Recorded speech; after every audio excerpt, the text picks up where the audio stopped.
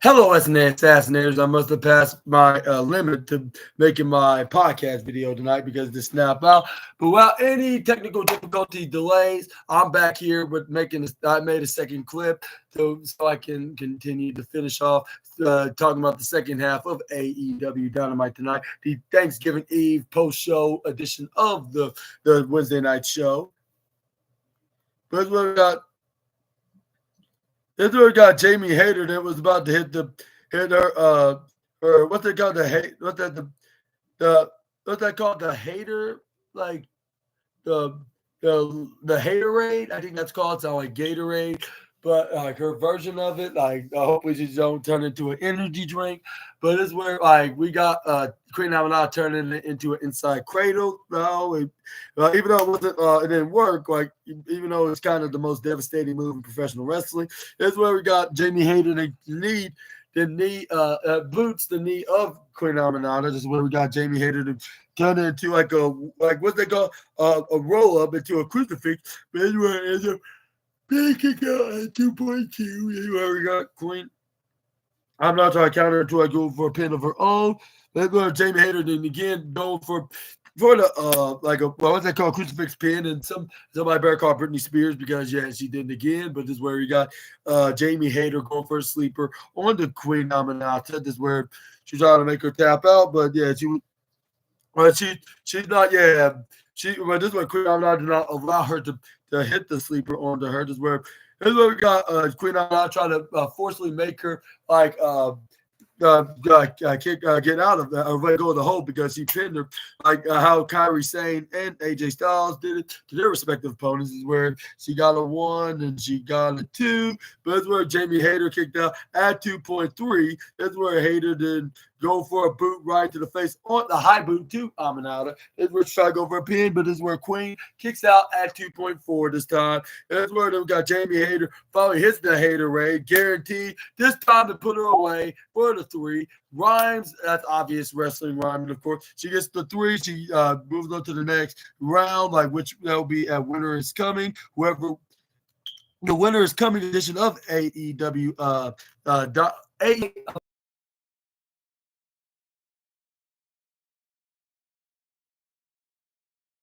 that's like were you prepared for this? This is what Minister Kira was like. Yeah, like absolutely. I've been like I knew this day would come. Like I've been waiting for the wrong time. Like if Mariah would I figured that she would do that so like time was Tony Storm, but it was just a matter of time that she'd be looking for some championship gold success on her own. Because she could when I realized that she did that to Tony Storm, what would not make her do that to someone like me? Even though I've been much more of a longer friend than she ever been was with Tony, is where she was like, but I did not want this to happen, though. It's just the logic of professional wrestling. You're going to be friends with somebody for so long, until they start being fully selfish, about them only just wanting to have championship success on their own terms on their own, and this is where the Marina Shirkout. Amina Shirkout, the continues and this is where she was exactly why she was exactly what she was not how I thought she still was back in our time in Stardom. But she's the complete opposite. She is not like she was back years ago in our Stardom days. This is a totally different Mariah May than how I remember her. She is so what's the safe way to put it? Selfish. That's what I was. She was like it. And then she was like, she just totally forgot who is the reason why that she got to grow perfectly here in this industry. If that's that's the real Maya right here. It's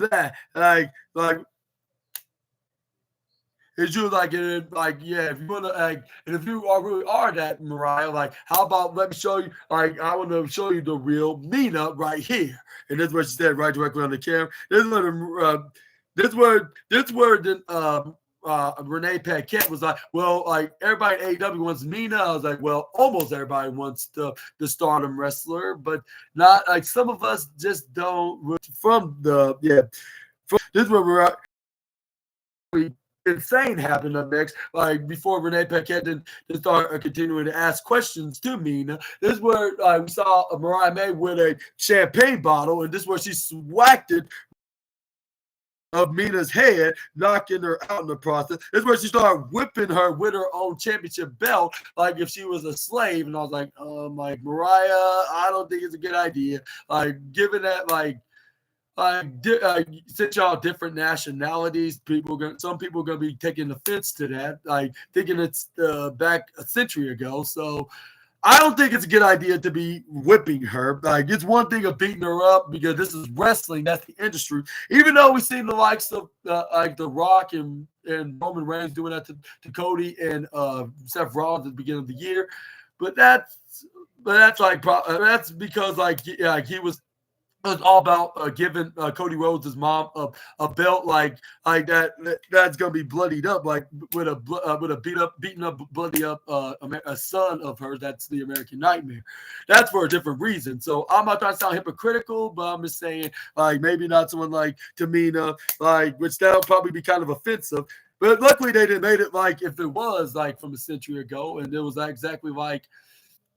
It was like actually like with wrestling, like rocking her with the belt. But this is where Mariah May was like, I want Mina. And I was like, if you want Mina, like then why are you whipping her to death? Like if she's your slave and servant, like that's not how a good friend and sister does to their sister and friend. But it's where they did confirm in 2 weeks' time, and from tonight, they will be fighting for the AEW Women's World Championship. At Winners coming. And I was absolutely in that very awesome city, better than Cincinnati. But anyway, yeah, who do you think is going to win? Who's going to walk out of the best city in the United States as the AEW World Champion? You think it's Mina? Let me know down in the comment section right down below. Either way, I'm not sure who's going to possibly be. I'm probably guess I'll just generically put it on Mariah May for multiple reasons. Like, you look like they're going to try to have her hold on to that title a bit longer. But yeah, moving on, we got the main event matchup next, and it was Darby Allin taking on Brody King, and they continued to keep smashing the ring through the ground, like with their very entertaining matches. They never have a dull competition with one another. Like I bet if you have them fight every single week, they're not going to disappoint. They're going to find ways to make it extra entertaining for the fans. Like they ignore the fact that they wrestled each other like over hundreds, if not thousands of times, but they still make it work. That's why it's getting the golden trophy of the night, along with Chris Jericho versus Tomohiro Ishii. But moving on, we got we're gonna be talking about the match like with Darby Allin not wasting no time at all, like he normally do when he faces Brody King. But this where I believe this was probably not the most smart decision from the already like halfway bruised up and injured Allin, because this is where he gets sent right to the upper right side from the Hell Dog of House of Black. This is where Brody did go for a splash right onto Darby Allin. This is where he started some knife edge chops in the process. This is where fans like ow, and this is where then he gets I believe the first place spot, surpassing Mark Briscoe. This is where the Darby Allin's like, my spine, my ribs, and this is where then Brody King was like, you ain't seen nothing yet. Like once I get right after I get through with you, this is where we got Darby Allin's like, yeah, I like to see about that. This is where he started kicking what's his name, Brody King in the midsection where he was trying to get back up from the bottom corner ropes. This is where then we got the AEW saw advertising for this Saturday between Daniel Garcia, the current TNT champion, will face the rain-making bitch man Kazuchika Okada, like in the I believe the Golden League, or was it Blue League? No, it's Blue League of the tournament, like just like Darby Allin, Brody King, and Shelton Benjamin, and what's his name, Mark Briscoe. This is where we got what's his name,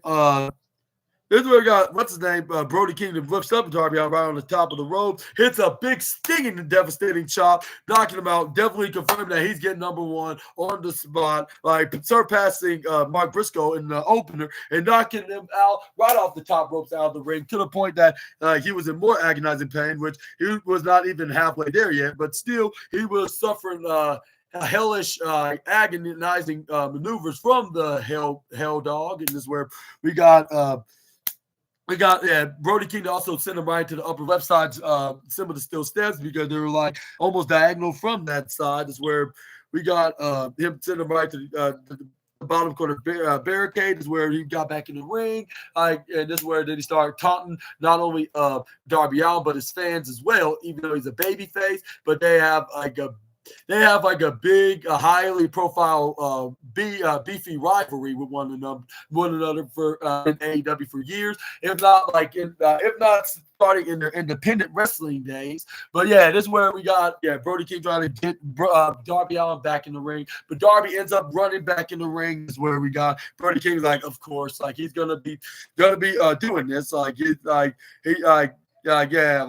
never fails. He's always gonna be playing possum. Like when it may look like he's down for good, only for him to get up at the last minute. This is where we got him trying to collect Darby Allin. This is where Darby Allin shoves Brody King out of the way, dipping right to the left side, trying to close. And this is where Brody King trying to clotheslines up. What's his name?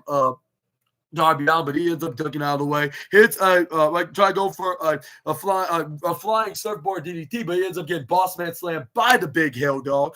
In this match is where we got this is where we got the biggest and the baddest member of the House of Black try to go for a knife edge chop onto the half-dead wrestler Darby. This is where Darby Allin moves out of the way. He hits that good arm. This is where I was like, now he will have no good arms and hands because he's keep getting hurt and getting hit with very hard and dangerous and painful objects. But this is where we got Darby Allin going for a sleeper. Brody King sends him back first right into the barricade, right to the right side onto the Barry's tombstone. And this is where we got Brody King trying to go for a cannonball on the Darby, but luckily Darby moved out of the way, and this is where he crashed right into the wall of the Barry's tombstone. This is where this is where the referee was making sure that both men could still wrestle. Darby gave him a confirming yes, while Brody King said yes as well. With Darby, I was like, I just need to get back up. I believe what got to be a stepping stool was getting back in the square circle. Darby, I'll try to go for a coffin drop like how he did at Wrestle Dream, like in their last encounter. But this is where we got Brody King stopping him, like out of nowhere, tripping him over, landing on the family jewels. I'm like, whoever that he is in a relationship, it seems like he's not going to be starting a family with. But this is where we got Brody King that got him in a true fall position, cannonballing him in the process after put him in that situation. This is where he tried to go for a pin, but this is where the referee count to 1, count to 2, got to 2.4. Darby Allin got the right shoulder up at the last second. This is where then we got Brody King was like, come on. This is where we got, I think when earlier, when they were fighting in the backstage area, I think they knocked out the commentators' headsets because that's what Excalibur said once they got their headsets fixed because they had some audio difficulties. That's why we couldn't hear him from the last 2 minutes or from the first 2 minutes once the adverts went off the air and got back with the show on the air, with this main event match. This is where he's like, I'm back here live at the Thanksgiving Eve slash post show AEW Dynamite tonight on November 27th, with his very cool announcing voice, AEW Wednesday Night Dynamite or something like that. Is where we got Darby Allin to try to go for a sunset flip off the top, with Brody King trying to hit him with a avalanche suplex. But this is where we got Darby Allin intercepted. He started agitating more of the snowier mountain to cause the avalanche, so he could hit a sunset flip powerbomb after Brody King trying to break him in his back. This is where we got what Darby did next. He tried to go for a pin, I believe, after he countered out of his avalanche maneuver and hit one of his own. Brody King, I believe, kicked out at 2.8 when he tried to go for a pin, I believe. This is where then both men were down. This is where it looked like none of these men were going to be making it in the next I don't think they're going to be making it to the next 10 minutes because they only got a small limited amount of time. Whoever if anybody cannot make it past the 20-minute mark, then it's going to be a winless draw, I guess you could say, with no wrestler going to be taking a dub here, another taking the L. But yeah, this is where they also showed onto the Gold League, I believe. It will be Will Ospreay taking on Juice Robinson on that side at this Saturday at Collision. This is where we got what's his name? Darby Allin like, ow, like that's very painful. This is where we saw Brody King rolling onto the top corner, going out into the top corner ringside area. This is where then he goes up right in the top rope off the upper left side. He hits a coffin drop right onto that side, like landing onto Brody King. That's where he knocks him right into the concrete floor. This is where then he tried to go for it again, which he found a double whammy card on his way up in the top rope and the opposite side, the upper right. But this is where we go for a coffin drop right onto what's his name, to Brody King. This is where Brody King then he landed onto him. This is where he then landed hard onto him. This is where both men were down for the count. But it's where